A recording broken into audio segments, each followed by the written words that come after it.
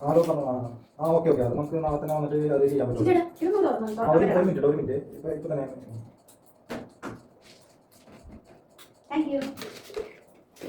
ആ പറഞ്ഞു. ആ ഇല്ല അത് ഇവിടെ പറഞ്ഞു. എന്നിട്ട് നമുക്കത് നാളെ തന്നെ വന്നിട്ട്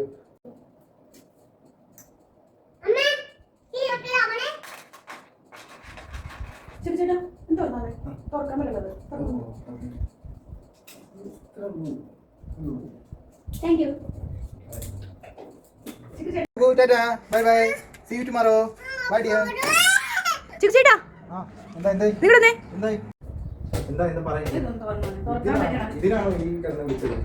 ഇത്ര കാര്യമുള്ളത് തുറന്നല്ലോ.